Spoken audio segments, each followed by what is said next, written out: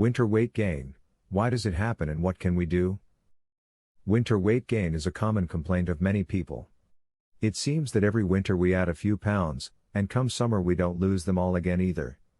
A few of them always stick around, making us a little heavier every year. They seem to be very hard to lose extra pounds. Why does this happen and what can we do? There are many contributing factors. First, it seems likely that we have a genetic disposition to store more fat as winter approaches. Many animals do this and it was probably vital to survival for our ancestors. Extra layers of fat on the body protect us against the cold and then can be used as fuel in the late winter and early spring when food stocks would historically be very low. We probably have a tendency to eat more in the fall, when food is plentiful after harvest time, to help this process along. We may also unconsciously choose foods that are higher in fat content at this time. Hormone levels can also influence our weight gain. The interaction of hormones and other chemicals in the brain can bring about variations in appetite and cravings. Some neurotransmitters can also influence the way we eat.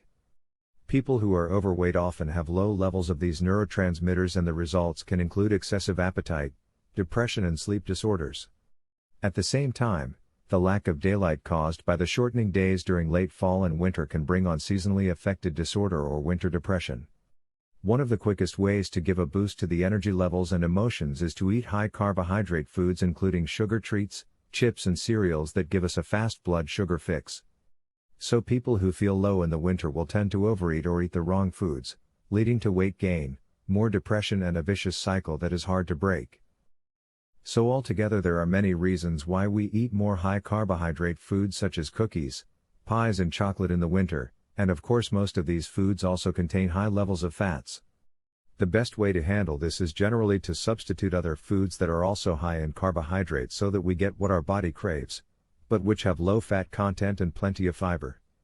This means potatoes, whole grain bread without butter, whole grain rice, cereals, and fresh whole fruit. It is also important to take more exercise.